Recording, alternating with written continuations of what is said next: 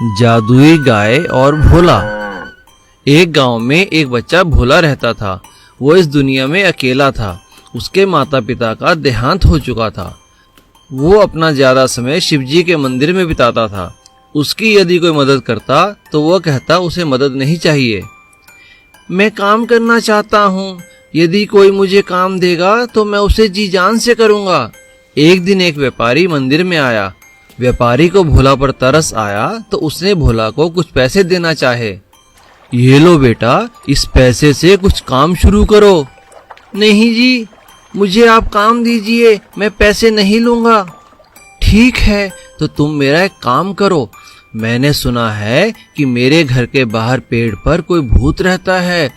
अगर तुम उसके नीचे एक रात गुजार लो तो मैं तुम्हें पैसे दूंगा। ठीक है, मैं आज रात आपके घर के बाहर ही सोऊंगा। रात को भोला पेड़ के नीचे लेट गया और हनुमान चालीसा पढ़ने लगा। ये देखकर भूत घबरा गया। अरे लगता है ये लड़का मुझे यहाँ से भगाना चाहता है, इसलिए ये मंत्र पढ़ रहा है। ये लड़के, ये क्या कर रहे हो? भागो यहाँ से। नहीं, मैं कुछ जरूरी काम से यहाँ आया हूँ और पूरा करके ही यहाँ से जाऊंगा।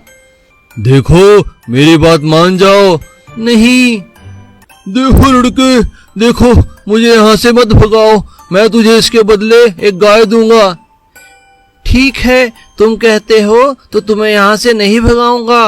ये लो गाय। सुबह होने पर भोला व्यापारी से पैसे लेकर वहाँ से चला गया। उसने गाय को मंदिर के बाहर खड़ा किया, जाकर शिवजी पर जल चढ़ाया और बाहर वापस आकर गाय को प्रसाद खिलाया और उसकी पीठ पर हाथ फेरा।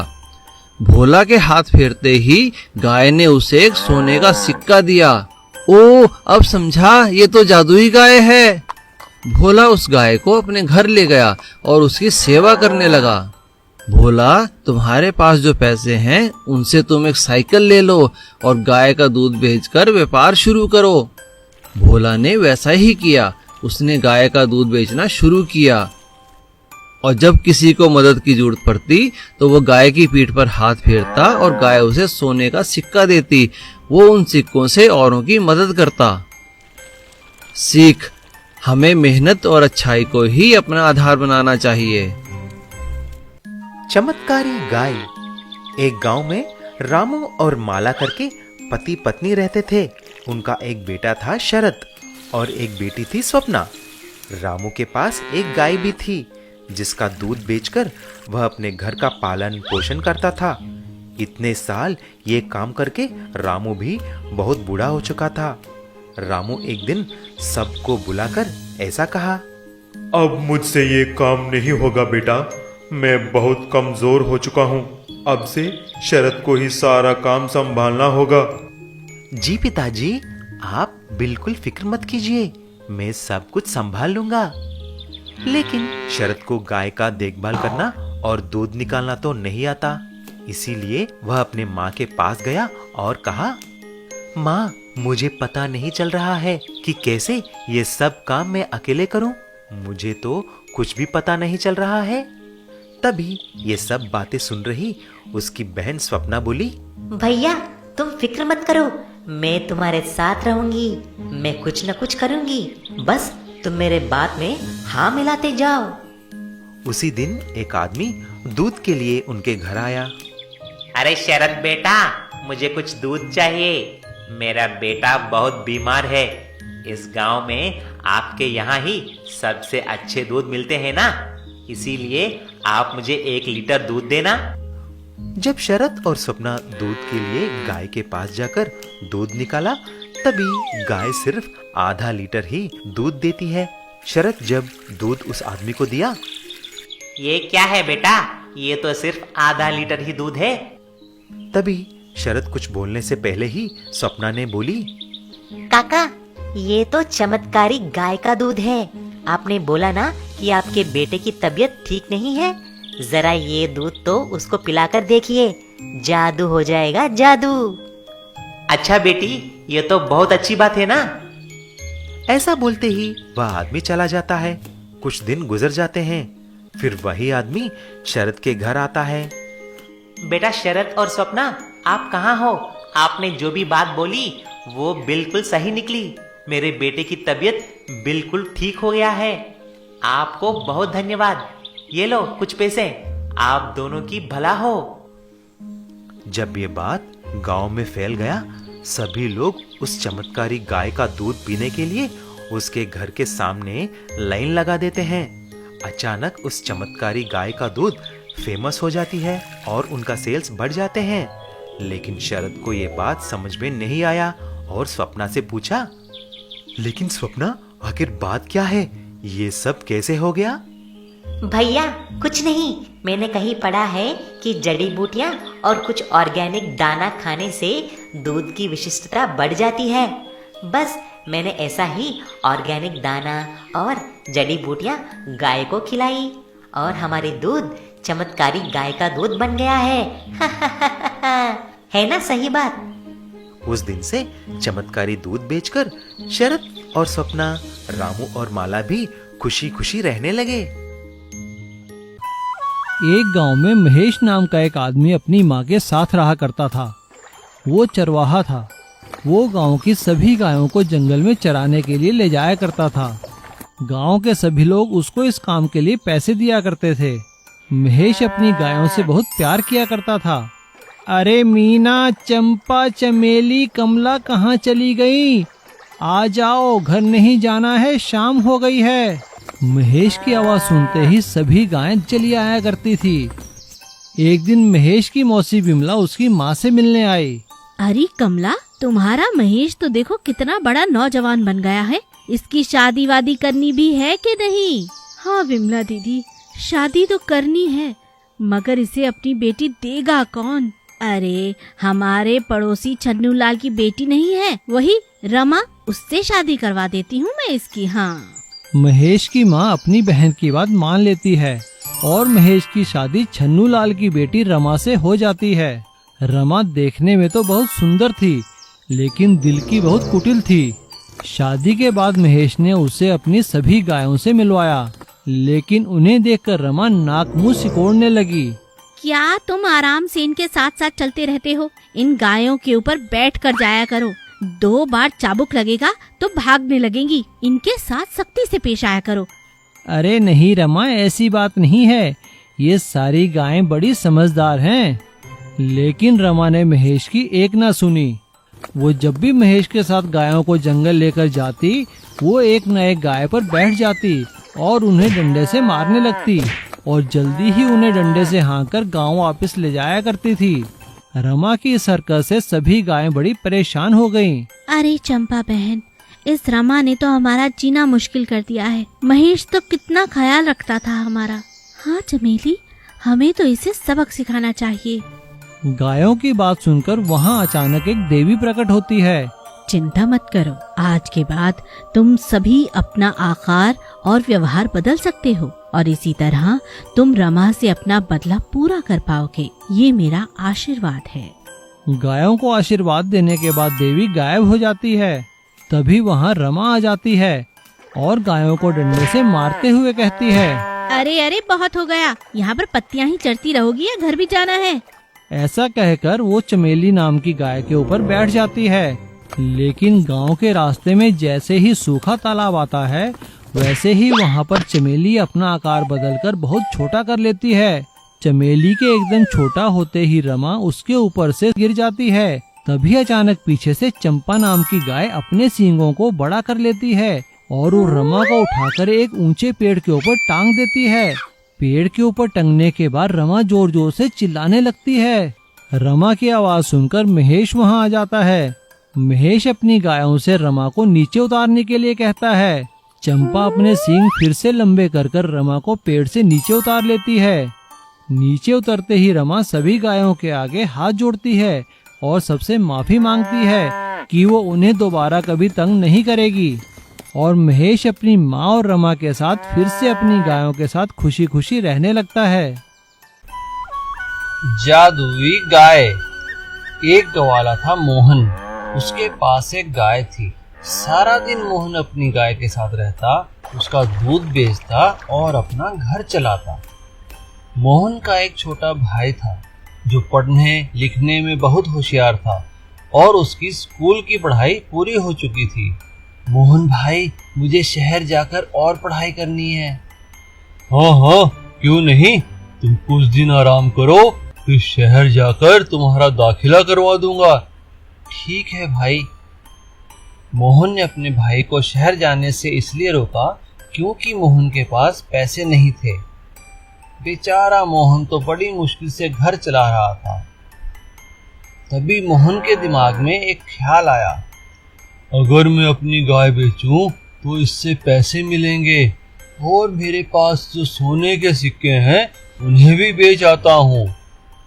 मोहन ने गाय पर कुछ सामान और सोने के सिक्के रखे और चल पड़ा साहूकार के पास। रास्ते में मोहन को एक मंदिर दिखाई दिया। चलकर भगवान से आशीर्वाद ले लेता हूँ। मोहन मंदिर में माथा टेकने गया।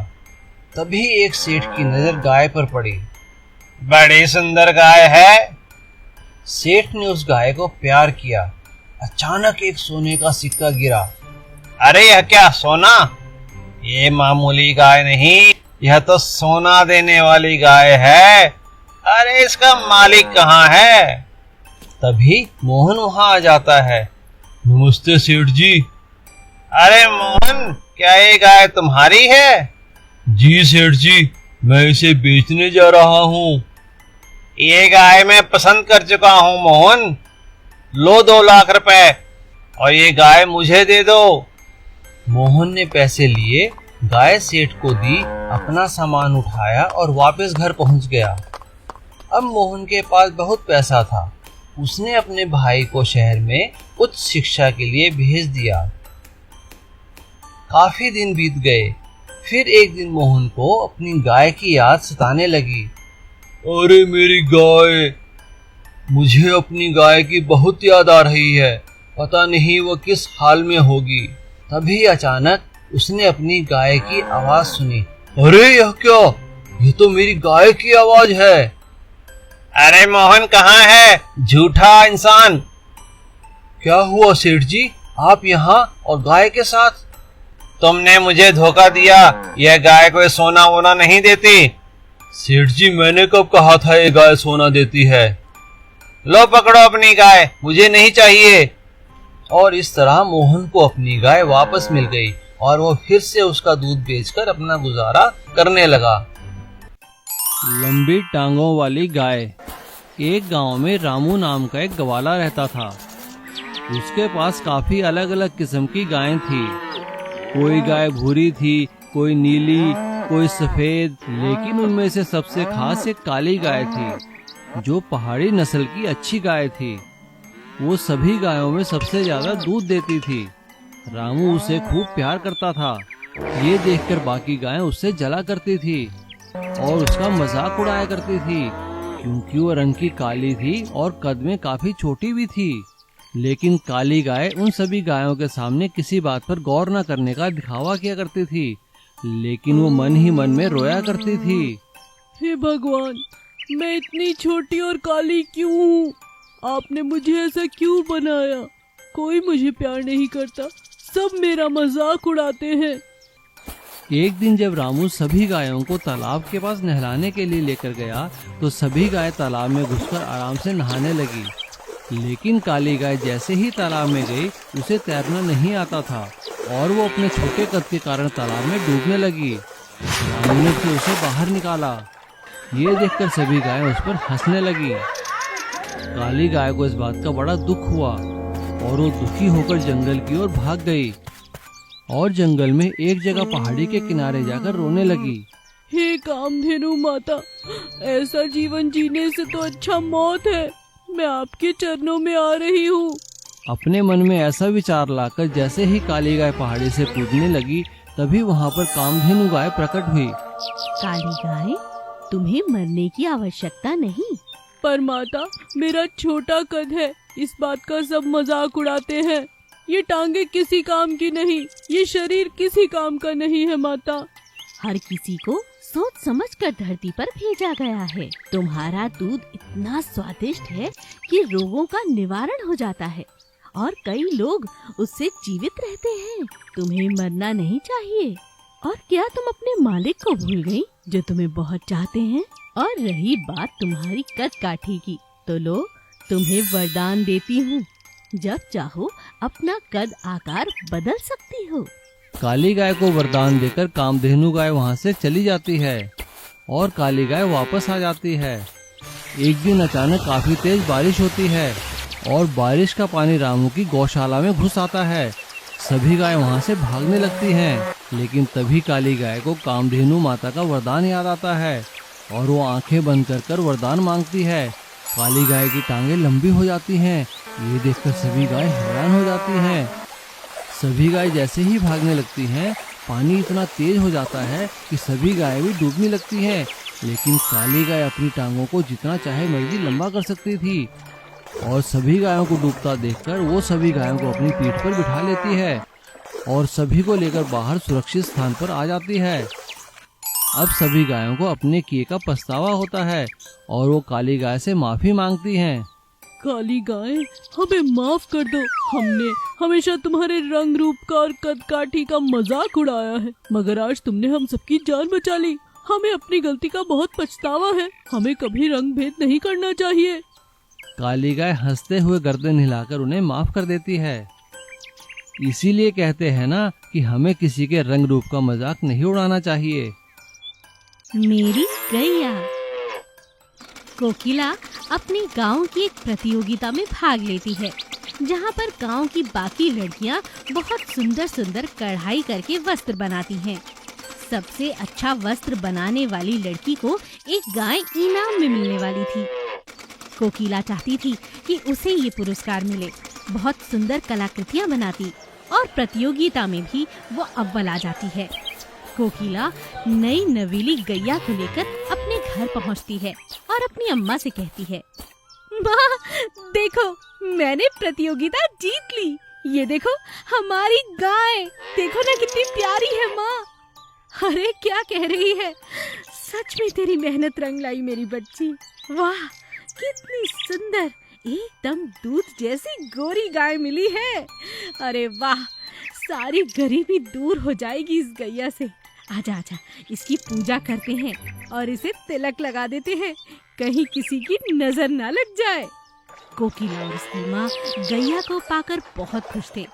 गैया मिलने से उन्हें पूरी उम्मीद थी कि अब वो दूध बेचकर एक अच्छा व्यापार शुरू कर सकती हैं। लेकिन कोकिला का गैया को जीत जाना कई लोगों को बर्दाश्त नहीं हुआ। पड़ोस में रहने वाली श्यामा को इस बात से बहुत चिढ़ थी। ये कोकिला अपने आप को समझती क्या है? मैंने भी तो मेहनत की थी, इतनी प्यारी फ्रॉक बनाई थी, मगर उस सरपंच ने इनाम दे दिया इस कोकिला को। और ये गैया, देखती हुई ये इसके पास कैसे रहती है। आज रात को इसे चुरा लूंगी और अम्मा इसे कल जाकर शहर में बेच देना। देखते हैं इस कोकिला के दिन कैसे फिरते हैं। कोकिला अपनी गैया को पाकर इतनी खुश थी कि उसकी खुशी का ठिकाना ना था। उसने लाड प्यार में अपनी गैया के पैरों पर अपनी मनपसंद नेल पॉलिश लगा दी और अपनी गैया से सो जाने के लिए कहा। कोकिला और उसकी माँ गैया को आंगन में सुलाकर सोने चले जाते हैं और उधर श्यामा मौका पाकर उनकी गाय को चुरा लेती है। सुबह उठकर कोकिला हैरान रह जाती है जब उसे अपनी गैया नहीं मिलती। माँ, हमारी गैया कहाँ गई? माँ उठो, देखो कोई नहीं दिख रहा है। कोकिला और उसकी माँ पूरे गांव का चक्कर लगाते हैं, लेकिन उसे गैया नहीं मिलती। अचानक उसे गाय के पैरों के निशान श्यामा के घर की तरफ नजर आते हैं। वो जब श्यामा के घर जाती है तो देखती है कि वहाँ पर एक भूरे रंग की गाय खड़ी है। गाय जोर जोर से आवाजें लगाने लगती है और कोकिला को लगता है कि ये उसी की गाय है, मगर रंग बदला हुआ होने के कारण कोकिला बहुत हैरान थी। तभी कोकिला को याद आता है कि उसने अपनी गाय के पैरों में नेल पॉलिश लगाई थी। वो ध्यान से देखती है तो गैया के पैरों में नेल पॉलिश थी। वो समझ जाती है। वो एक बाल्टी पानी लेती है और गैया पे फेंक देती है। तभी श्यामा भागती हुई आती है। क्या कर रही हो? हमारे आंगन में कैसे आई तुम? इतने में गैया के शरीर से पानी गिरने लगता है और वो भी रंगीन। धीरे धीरे गैया का रंग एकदम सफेद हो जाता है और सारी बात सबको समझ में आ जाती है। श्यामा बहुत शर्मिंदा होती है। श्यामा को अपनी गलती का बहुत पछतावा होता है। वो उससे माफी मांगती है और कोकिला भी उसे हंसी खुशी माफ कर देती है और अपनी गैया लेकर फिर से घर लौट आती है और खुशी खुशी रहने लगती है। गाय का मिट्टी का घर। गोकुल गोकुलपुर में अपने माता पिता के साथ रहता था। उसके पिता गवाले थे। वो रोज गायों से दूध निकालकर शहर में जाकर बेचा करते थे। उनकी गायों के दूध की सभी तारीफ किया करते थे। गोकुल भी अपने माता पिता के साथ काम में हाथ बटाया करता था। सब कुछ ठीक चल रहा था। पूरा परिवार खुशहाली से रह रहा था।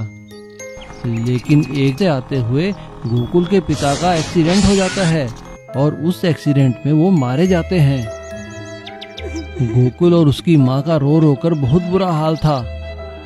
अपनी माँ को रोता देखकर गोकुल कहता है, माँ, माँ, तुम ऐसे क्यों रो रही हो? क्या करूं बेटा, अब हमारा क्या होगा?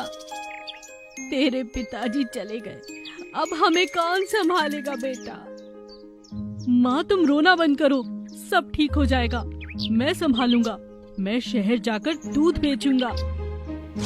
अगले दिन जैसे ही गोकुल और उसकी माँ गायों से दूध दूहने लगते हैं, तभी गांव का जमींदार वहाँ आता है। गोकुल की माँ जमींदार से पूछती है, नमस्ते सेठ जी, कहिए कैसे आना हुआ? कमला, तुम्हारे पति ने मुझसे कर्जा लिया था, अब वो तो नहीं रहा, तो कर्ज वसूलने के लिए मैंने तुम्हारी सारी जमीन जायदाद और गायों पर कब्जा कर लिया है। अब तुम लोग यहाँ नहीं रह सकते। मैं इन्हें बेचकर अपना कर्ज पूरा करूँगा। नहीं नहीं सेठ जी, ये आप क्या कह रहे हैं? हम कहाँ जाएंगे? इतना कर्जा? नहीं नहीं, ये नहीं हो सकता सेठ जी। दोनों माँ बेटा बहुत हाथ जोड़ते हैं, लेकिन जमींदार नहीं सुनता।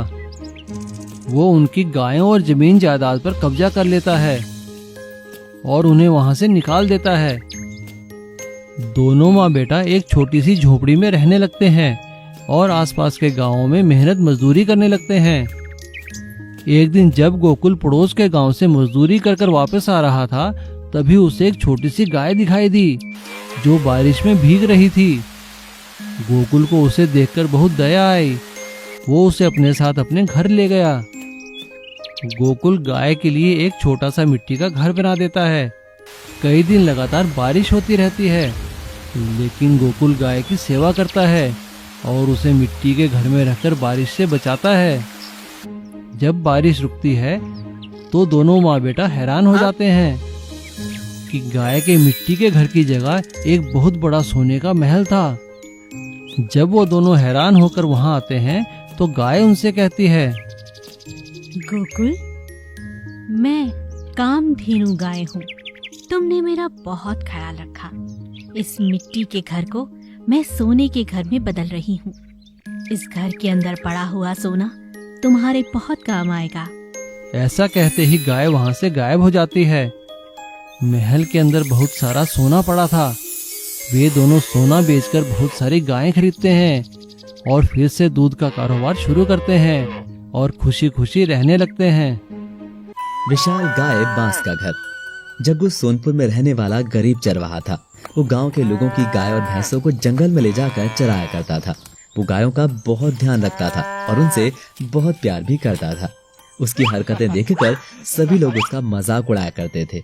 एक दिन उसकी माँ ने उससे कहा, अरे मूर्ख जग्गू, तुझे समझ में नहीं आता क्या? हर कोई तेरा मजाक उड़ा रहा है और तू जब देखो इनकी बातों में आ जाता है। कब तक यूं जोकर बन के सबको हंसाएगा? हाँ, अब तो बड़ा हो गया है, थोड़ी समझदारी से काम ले, नहीं तो यूं ही जग हंसाई होती रहेगी। लेकिन वो लोगों को अपनी हरकतों के कारण हंसता हुआ देखकर हमेशा खुश होता था और कहता था, माँ, मैं किसी को हंसा ही रहा हूँ ना, दुखी नहीं कर रहा।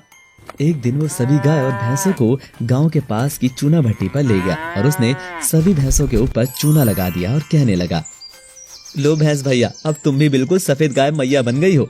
अब तुम्हें कोई काली कलूटी नहीं कहेगा। शाम को जब वो वापस गांव आया तो जमींदार ने उससे पूछा, अरे जग्गू, भैंसे कहाँ गई? मालिक, मैंने भैंसों को भी सफेद कर दिया है, अब वो भी गाय हो गई हैं। ये सुनकर सभी लोग हंसने लगे। भाई वाह जग्गू जी महाराज, क्या न्याय किया है आपने। ऐसा न्याय तो कोई आपके जैसा महापुरुष ही कर सकता है। जमींदार को उसके ऊपर बहुत दया आई और उन्होंने उसे एक गाय देते हुए कहा, जग्गू ये तुम्हारी गाय है, इसके साथ तुम जो चाहे कर सकते हो, लेकिन तुम्हें उसके साथ साथ हमारी गाय भैंसों का भी ध्यान रखना है। जी मालिक। अगले दिन वो जंगल में चराते समय अपनी गाय को पेड़ पर चढ़ाने की कोशिश करने लगा और कहने लगा, गाय मैया तू इतनी छोटी है, तू पत्ते कैसे खाएगी? जल्दी से पेड़ पर चढ़ना सीख ले और पत्ते खा। उसका ये भोलापन देखकर वहां बैठे एक साधु ने उसकी गाय को वरदान दे दिया कि उसकी गाय दिन पर दिन बड़ी होती जाएगी और इतनी बड़ी हो जाएगी कि वो खड़े खड़े ही बड़े पेड़ से पत्ते खाने लगेगी। जग्गू अपनी गाय को लेकर घर आ गया। अब उसकी गाय दिन पर दिन बड़ी होती गई और उसकी गौशाला छोटी होती गई। एक दिन गाय इतनी बड़ी हो गई कि उसके कारण उसकी गौशाला टूट गई। अब जग्गू ने सोचा कि वो क्या करे। तभी उसे एक आइडिया आया और उसने अपनी गाय के लिए बांस की गौशाला बनाई, जिसे वो रोज गाय के हिसाब से, उसके साइज के हिसाब से खोलकर बना देता। अब जग्गू की विशाल गाय अपनी बांस की गौशाला में खुश रहने लगी और कुछ साल बाद जब वो काफी बड़ी हो गई और खड़े खड़े ही पेड़ से पत्ते खाने लगी। अरे भैया करमू कहाँ चले? अरे धर्मू, मैं जग्गू की विशाल गाय और उसका विशाल घर देखने जा रहा हूँ, क्या तुम नहीं चलोगे? हाँ हाँ क्यों नहीं, मैं भी चलता हूँ तुम्हारे साथ। अब लोग जग्गू की विशाल गाय और उसकी बांस की गौशाला देखने आते थे। जादुई सोने के गाय मोटर बाइक। एक गांव में चितुर करके एक गरीब बच्चा रहता था। वह अपने माता पिता के साथ रहता था, जो रोज की मजदूरी करते थे। चतुर रोज पैदल ही स्कूल आता जाता था। वह बहुत होशियार लड़का था और हमेशा गांव में फैली हुई गंदगी के बारे में सोचता था। गंदगी और प्लास्टिक बैग्स को रोड पे देखकर बहुत गुस्सा आता था। छह, ये गांव वाले जब भी देखो रोड पे प्लास्टिक बैग्स डाल रहे हैं, इनको कैसे समझाऊं? एक दिन जब स्कूल से आ रहा था, तभी उसने एक आदमी को कूड़े से भरा हुआ प्लास्टिक बैग रोड पे डालते हुए देखा। तुरंत उसने ऐसा बोला, सर, ये आप क्या कर रहे हैं? सरकार जितना बोलने पर भी आप सुन नहीं रहे हैं। ऊपर से आपसे फेंका हुआ प्लास्टिक खाकर गाय बीमार पड़ रहे हैं। कितने गाय मर रहे हैं मालूम है? नालायक, तुमको खाने के लिए तो कुछ नहीं है, लेकिन गाय के खाने के बारे में सोच रहा है। अगर तुमको इतना ही चिंता हो तो तुम उस गाय को लेकर अपने घर लेके जाओ और उसे दाना खिलाओ। ऐसा बोलते ही चतुर उस गाय को घर लेके जाता है और उसके माता पिता को सारी बात बोलता है। तभी उसके माँ ने बोली, बेटा, हम रोज की कूली करने वाले हैं, हम इस गाय को चारा और दाना कैसे लेके आएंगे? तुम इसकी चिंता मत करो माँ, मैं रोज स्कूल से आते वक्त जंगल में जाकर इसको कुछ न कुछ दाना लेके आऊंगा। ऐसा ही चतुर 1 महीने तक उस गाय को दाना और चारा स्कूल से आते वक्त लेके आता था। एक दिन अचानक वह गाय एक सोने की गाय की तरह बदल जाती है। चतुर दंग रह जाता है। फिर उस गाय ने बोली, चतुर, इस गांव में कई गाय हैं जो प्लास्टिक खाकर मर रहे हैं, लेकिन तुम एक भले इंसान निकले और मुझे बचाया है। बोलो, तुमको क्या चाहिए? अरे वाह, ये तो चमत्कार है। हम गरीब हैं, इसीलिए हमें कुछ सोना और हीरे चाहिए ताकि हम आराम से जी सकें। तुरंत उस जादू सोने के गाय के मुंह से हीरे निकलने लगे और पीछे से सोने के सिक्के गिरने लगे। चतुर की माँ और पिता ये देखकर बहुत खुश हो गए। उस जादुई गाय को धन्यवाद बोलते हैं। अब बोलो चतुर, तुमको और क्या चाहिए? मैं हर रोज पैदल ही स्कूल जा रहा हूँ, मुझे एक जादुई मोटर बाइक चाहिए। ऐसा पूछते ही वह गाय एक जादुई सोने की गाय मोटर बाइक की तरह बदल जाती है और उस दिन से हर रोज चतुर उस सोने की गाय मोटर बाइक पे ही स्कूल जाता था। सारे गांव के लोग चतुर का गाय के ऊपर दिखाई हुई दया के लिए तारीफ करने लगे। मैजिकल काऊ पेट्रोल पंप। विक्रम एक पढ़ा लिखा आदमी था। वह कुछ दिन पहले ही विलायत में अपना पढ़ाई खत्म करके उसका गांव आता है। उसका पापा विक्रम का बहुत अच्छे से स्वागत भी प्लान कर लेता है। और धूमधाम से उसका स्वागत करता है। पापा, हमारे गांव तो बिल्कुल नहीं बदला। हाँ बेटा, इस गांव का कुछ नहीं हो सकता। ऐसा मत बोलो पापा, अभी मैं आ गया हूं ना, मैं कुछ न कुछ करूंगा। क्यों रे? विलायत में पढ़ाया है कि तुम इस गांव में रहकर सेवा करने के लिए क्या? चुपचाप शहर जाकर कुछ अच्छी नौकरी ढूंढ लेना। मुझे एक मौका दीजिए पापा, और वैसे भी मैं नौकरी करने के लिए तैयार हूँ, लेकिन उससे पहले कुछ अच्छा काम करने दो। ऐसा बोलकर विक्रम गांव में जा रहा था कि इतने में कुछ लोगों को एक ट्रैक्टर को धक्का मारते हुए देखता है। भाई, आप क्यों इस ट्रैक्टर को धक्का मार रहे हैं? अरे कुछ नहीं विक्रम बाबू, इसमें डीजल खत्म हो गया है। हम इसे पेट्रोल बंक तक धक्का मार के ले जा रहे हैं। हमारे गांव में पेट्रोल बंक नहीं है ना। क्या हमारे गांव में पेट्रोल बंक नहीं है? हाँ बाबू, हमको डीजल के लिए यहाँ से 10 किलोमीटर दूर बगल के गांव में जाना पड़ता है। ऐसा क्यों? आप सरकार को एक विज्ञापन कर देते तो वही एक पेट्रोल बंक का आयोजन करते थे। वो सब तो कर लिया है हमने। इस गांव का पूरा जमीन तो सेठ हीरालाल का है, और वो पेट्रोल बंक लगाने के लिए 1 सेंटीमीटर जगह देने के लिए भी तैयार नहीं है। अच्छा ठीक है, मैं जाकर बात करता हूँ। विक्रम सेठ हीरालाल के पास जाता है। सेठ जी, ये जो आप कर रहे हैं ये ठीक नहीं है। क्या ये सिगरेट? अरे क्या करूं विलायती बाबू, ये तो बचपन का आदत है। मैं सिगरेट की नहीं, पेट्रोल पंप के लिए जगह की बात कर रहा हूँ। अरे वो ठीक है, मैं तैयार हूं, लेकिन मुझे उस पेट्रोल बंक का 80% मुनाफा चाहिए। क्या 80%? हाँ रे, 80%। मेरा भूमि है तो मैं जितना चाहूं देना ही पड़ेगा। ये बात सुनकर विक्रम वहां से चला जाता है और एक पेड़ के नीचे बैठकर सोचने लगता है। तभी उसने एक गाय को घास खाते हुए देखता है, और तभी उसका मालिक आकर दूध निकालकर घर घर बेचने लगता है। ये देखकर विक्रम को एक आइडिया आता है, और अगले ही दिन एक बड़े गाय के आकार में मोबाइल पेट्रोल बंक बना देता है। बाहर से देखने के लिए गाय जैसा था, ताकि सेठ को पता ना चले। आओ भाई आओ, पेट्रोल या डीजल चाहिए तो बोलो, ये गाय आकर आपको पेट्रोल डालेगा। ऐसा वह पूरे गांव में जिधर भी पेट्रोल या डीजल चाहिए जाकर डालता था। इस तरह विक्रम की एक आइडिया ने पूरे गांव को डीजल और पेट्रोल मिल गया, और सेठ को पता तक नहीं चला।